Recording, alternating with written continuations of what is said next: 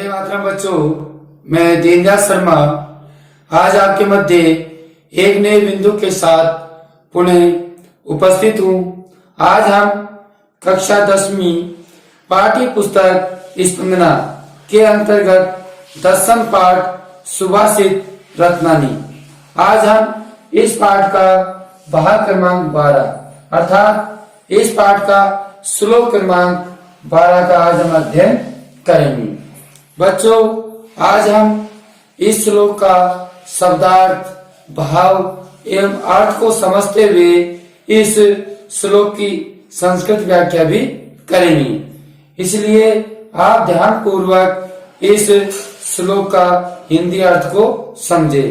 अगर हमने हिंदी अर्थ अच्छी प्रकार से समझ लिया तो निश्चित ही आपकी संस्कृत व्याख्या भी बहुत अच्छी प्रकार से हो जाएगी। तथा हम आपको बताएंगे कि हिंदी अनुवाद के साथ हमको क्या लिखना आवश्यक है जिससे कि हमारे श्रेष्ठ अंक अर्जित हो सके। आज इन सब की आज हम आपके मध्य चर्चा करने वाले हैं। तो बच्चों, अब चलते हैं आज का हमारा जो बिंदु है श्लोक क्रमांक 12 की ओर। हमारा श्लोक क्रमांक 12 है अनुकूले विधोदयम यते पूरिता हरि प्रतिकूले विधोदयम यते सर्वे हरिष्यति। समझ आ गया बच्चों? अनुकूले विधोदयम यते पूरिता हरि प्रतिकूले विधोदयम यते सर्वे हरिष्यति। कहने का तात्पर्य है अनुकूले, अनुकूल स्थिति होने पर। अनुकूले का मतलब होता है अनुकूल स्थिति होने पर। विधो, विधो का मतलब होता है बच्चों भाग्य। विधो का अर्थ क्या होता है? भाग्य। दया माने देना चाहिए। मतलब भाग्य अगर आपका अनुकूल स्थिति में है, भाग्य आपका सही स्थिति में है, अनुकूल स्थिति में है, तो हमको देना चाहिए। क्या देना चाहिए? दान देना चाहिए। अगर हमारा भाग्य अनुकूल स्थिति में है तो हमें दान देना चाहिए। यत की, क्योंकि पूरिता हरि, क्योंकि जो हरि का मतलब है यहाँ ईश्वर। क्योंकि पूरिता माने देने वाला कौन है? पूरिता का अर्थ होता है बच्चों देने वाला, पूर्ण करने वाला कौन है? हरि। तो पूर्ण करने वाला कौन है? हरि। अर्थात हम कह सकते हैं क्योंकि देने वाला भी हरि है, ईश्वर है। देने वाला कौन है? ईश्वर है। इसलिए हमको भाग्य के अनुकूल होने पर हमको दान देना चाहिए। अब सुनिए, अनुकूल स्थिति का हमने पढ़ लिया, लेकिन हमारी स्थिति अगर प्रतिकूल होती है, हमारे भाग्य की स्थिति प्रतिकूल होती है, तो उस समय हमें क्या करना है वो भी आप ध्यान से सुने और समझे। प्रतिकूले, प्रतिकूले का मतलब होता है विपरीत। प्रतिकूल का मतलब क्या होता है? विपरीत। विधो माने भाग्य। अगर भाग्य विपरीत है, अगर भाग्य विपरीत है, देयम देना चाहिए। क्या देना चाहिए? दान देना चाहिए। अगर भाग्य की स्थिति भी आपकी विपरीत है, उल्टी है, जब भी आपको दान देना चाहिए।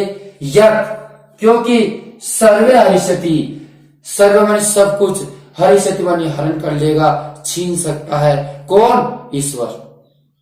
बच्चों, अगर भाग्य की स्थिति अनुकूल है तो देने वाला हरि है, और भाग्य की स्थिति प्रतिकूल है तो छीनने वाला भी हरि है। इसलिए हमको भाग्य की स्थिति प्रतिकूल होने पर भी और भाग्य की स्थिति अनुकूल होने पर भी हमें दान देना चाहिए। तो बच्चों, आपके इस श्लोक में समझ में आ गया होगा ये श्लोक किसके हमें क्या शिक्षा प्रदान करता है। ये श्लोक में हमको बताया गया है कि अगर हमारे भाग्य की स्थिति अनुकूल हो या प्रतिकूल हो, हमें हर स्थिति में दान देना चाहिए, क्योंकि हमें देने वाला भी ईश्वर है और छीनने वाला भी ईश्वर है। इसलिए हमको दान निरंतर देना चाहिए। अर्थात हम कह सकते हैं, एक बार वो ध्यान से आप इसको समझ ले। मैं आपको पूरा भाव सहित इसको समझा रहा हूँ, अर्थ भी साथ में आपको बता रहा हूं। देखिए, भाग्य के अनुकूल होने पर, भाग्य के अनुकूल होने पर दान देना चाहिए। भाग्य के अनुकूल होने पर दान देना चाहिए। क्योंकि देने वाला ईश्वर है। क्योंकि देने वाला कौन है? ईश्वर है। और भाग्य के विपरीत होने पर, भाग्य के विपरीत होने पर भी दान देना चाहिए। भाग्य के विपरीत होने पर भी दान देना चाहिए। दोनों स्थितियों में दान देना चाहिए। अगर भाग्य अनुकूल है जब भी दान दो, और भाग्य विपरीत है, प्रतिकूल है, जब भी दान देना चाहिए। क्योंकि वह ईश्वर सब कुछ छीन लेगा। क्योंकि ईश्वर क्या है? सब कुछ छीन लेगा। हमें जो दिया है उसको भी ईश्वर सब छीन लेगा। इसलिए हमको जो हमारे पास है उसमें से हमको दान देते हुए चलना चाहिए। अर्थात हम कह सकते हैं भाग्य अनुकूल हो या प्रतिकूल हो, भाग्य अनुकूल हो या प्रतिकूल हो, दान देना ही चाहिए। क्योंकि ईश्वर ही देने वाला और छीनने वाला भी है। अगर जो देने वाला है तो बच्चों यह ना भूले वो छीन भी सकता है। आज ईश्वर ने आपको सब कुछ दिया है, कल ईश्वर छीन भी सकता है। इसलिए हमको निरंतर दान देते हुए चलना चाहिए। तो आपको इस श्लोक क्रमांक 12 का हिंदी अर्थ, शब्दार्थ और भाव समझ में आ गया होगा। तो निश्चित ही आप हमारा जो वीडियो है इसको लाइक कीजिए, और हम आपको बताते हैं कि इसकी संस्कृत व्याख्या किस प्रकार हमको करनी है, और संस्कृत व्याख्या करते समय हमको किन बातों का ध्यान रखना आवश्यक जरूरी है। इन सब बिंदुओं पर अब हम चर्चा कर रहे हैं। लेकिन उससे पूर्व आप निश्चित ही इस वीडियो को लाइक करें। आगे देखिए, अब हम चलते हैं सप्रसंग संस्कृत व्याख्या की ओर। सप्रसंग संस्कृत व्याख्या की ओर बच्चों, सप्रसंग मतलब प्रसंग सहित हमको संस्कृत व्याख्या करनी है। अब हमने प्रसंग की बात चलते हैं।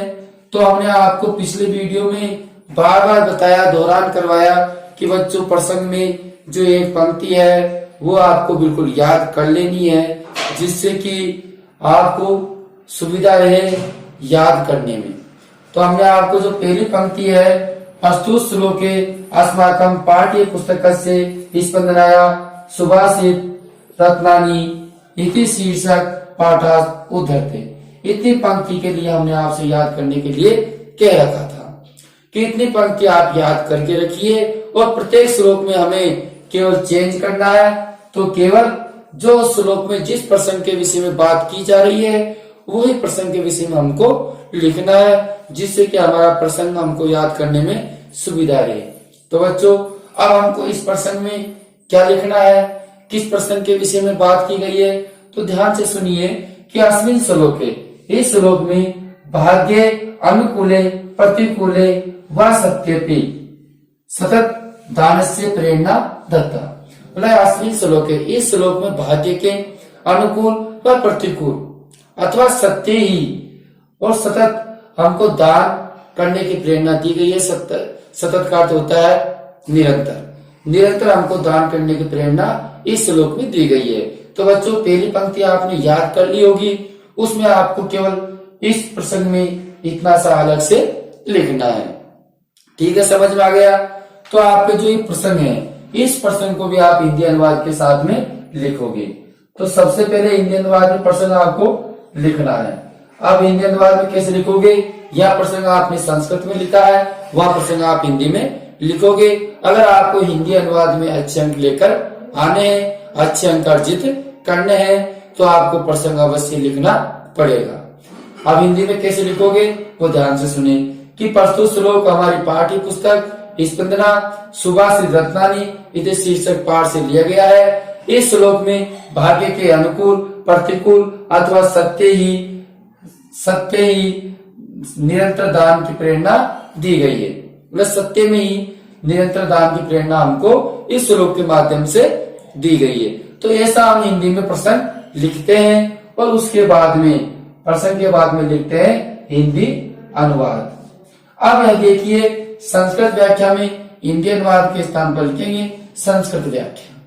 अब बच्चों, आपको अगर हिंदी अनुवाद याद है तो उसके अनुसार ही हम संस्कृत व्याख्या कर सकते हैं। क्यों संस्कृत व्याख्या में उन हिंदी अनुवाद में जो शब्द हैं उन शब्दों के प्राय जो शब्दार्थ हैं उनको याद करना होता है। हमारा शब्दकोश अगर अच्छा होता गया तो निश्चित ही हम संस्कृत व्याख्या कर पाएंगे। तो बच्चों सर्वप्रथम हमको हिंदी अनुवाद अच्छे प्रकार से याद होना चाहिए। अगर हिंदी अर्थ आपको अच्छे प्रकार से याद हुआ तो 80% आप ये मानो कि संस्कृत व्याख्या क्लियर है, समझ में आ गई है और आप कर सकते हो। अब देखिए संस्कृत व्याख्या में क्या लिखोगे, सर्वदा हमेशा दातव्य देने की प्रेरणा देता है। श्लोके अस्मिन्, इस श्लोक में कथिते मन कहता है कि। अब देखो ये पंक्ति प्रस्तुतिकरण की हो गई। हमने आपसे कहा कि हर संस्कृत व्याख्या में अगर प्रस्तुतिकरण आपका सही होगा तो अंक में आपकी कभी भी कटौती नहीं होगी। प्रस्तुतिकरण को आप हर श्लोक में अच्छा लिखना है, श्रेष्ठ लिखना है, तो आपके अंक भी श्रेष्ठ आएंगे। तो सर्वदा दातव्यवान देने की प्रेरणा दी गई है इस श्लोक में। और कवि कहता है, इस श्लोक में कहा गया है कि, अब हम यहाँ से अर्थ चालू करेंगे। इस श्लोक में कहा गया है कि, मतलब हमेशा दान देने की प्रेरणा इस श्लोक में कही गई है कि भाग्य अभिमत है सती। अगर भाग्य अभिमत है यानी अनुकूल है, भाग्य क्या है, अनुकूल है, तो दातव्य देना चाहिए। भाग्य अगर अनुकूल है तब भी देना चाहिए। यस्मात् दाता परमेश्वरम अस्ति, यस्मात् क्योंकि दाता माने देने वाला कौन है, परमेश्वर है, ईश्वर है। बच्चों हिंदी में अपन ने ईश्वर लिखा है, उसको परमेश्वर लिखना है। तो देने वाला कौन है, ईश्वर है। इसलिए हमको पुनः सुन लीजिए, यदि कि भाग्य अभिमत है, अभिमत का मतलब होता है अनुकूल है, सतीवानी है। तो भाग्य अगर अनुकूल है दातव्य तो देना चाहिए। यस्मात् क्योंकि दाता देने वाला ईश्वर है, देने वाला ईश्वर है। भाग्य विपरीत है। अगर पहली पंक्ति आपको याद है तो निश्चित ही आपको दूसरी पंक्ति का भी आप संस्कृत व्याख्या कर दोगे।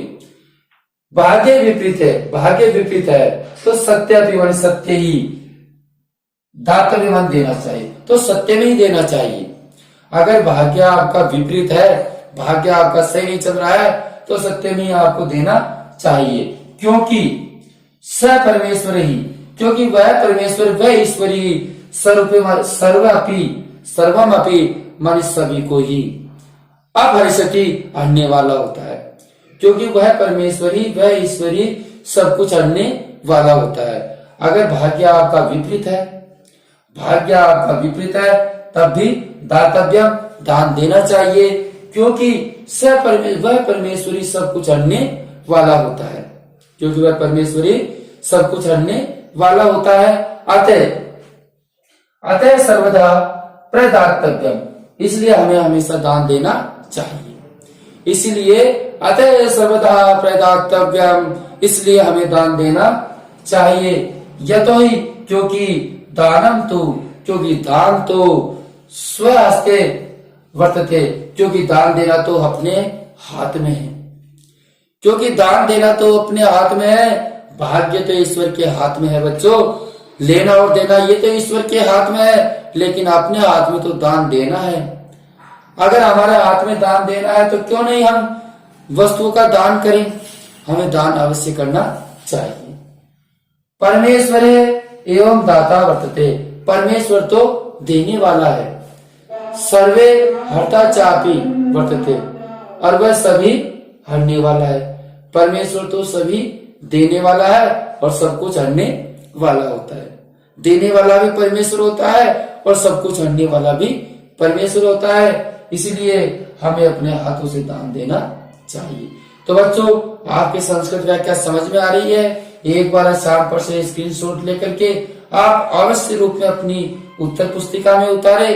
तो मैंने आपसे कहा कि 80% आपकी हिंदी अनुवाद से समझ में आ जाएगा और 20% जो बचा है अगर आपने स्क्रीनशॉट लेकर के अपनी उत्तर पुस्तिका में अगर उतार लिया तो निश्चित ही आपके जो 20% बचा हुआ है वो भी समझ में आ जाएगा। इस प्रकार आपकी जो संस्कृत व्याख्या है 100% समझ में आएगी। इसलिए आप इसका स्क्रीनशॉट लीजिए और अपनी उत्तर पुस्तिका में भी अवश्य उतारिए। अब हम चलते हैं विशेष की ओर। देखो विशेष में क्या है, जो हमने हिंदी अनुवाद में पढ़ा, प्रसंग में पढ़ा, संस्कृत व्याख्या में पढ़ा, उसमें से तो हमको विशेष लिखना है। कोई अलग से तो विशेष का हमारा बिंदु है नहीं। हमने क्या समझा, क्या पढ़ा, उन सबको हमको लिखना है। तो एक बार अगर हम उस विशेष को देख लेते हैं तो निश्चित हमारे दिमाग में विशेष तुरंत याद हो जाता है, इतना भारी नहीं है। इसलिए ध्यान दीजिए विशेष में क्या लिखना है। प्रस्तुत श्लोक है, प्रस्तुत श्लोक में कविना दानशीलता का महत्व प्रदर्शितम, महत्व को प्रदर्शित किया है। मतलब प्रस्तुत श्लोक में कवि ने दानशीलता के महत्व को प्रदर्शित किया है। ये विशेष को आप हिंदी अनुवाद में भी लिख सकते हैं। अगर आपको श्रेष्ठ अंकों की कामना अपने जीवन में है तो, अगर आप चाहते हो कि मेरे को तो श्रेष्ठ अंक मिलने चाहिए, अच्छे अंक आनी चाहिए, ऐसी आप अगर अपनी कामना अपने जीवन में रखते हो तो निश्चित ही आप हिंदी अनुवाद में विशेष लिख सकते हो। देखिए प्रस्तुत श्लोक के कविना दानशीलतया महत्व प्रदर्शित किया गया है। तो कैसे लिखेंगे, प्रस्तुत श्लोक में कवि ने दानशीलता का महत्व प्रदर्शित किया गया है, इसे हिंदी अनुवाद में लिख देंगे। ईश्वर एवं दाता, ईश्वर ही दातावान देने वाला, हरता चास्ती और हरने वाला है।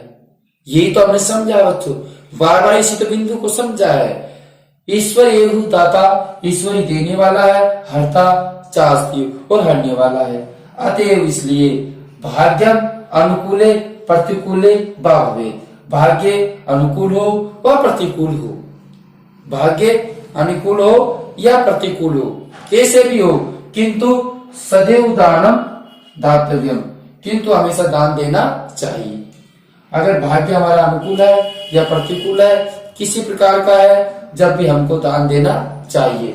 तो बच्चों आज हमने सुभाषित रत्नानी पाठ के अंतर्गत श्लोक क्रमांक 12 का अध्ययन किया।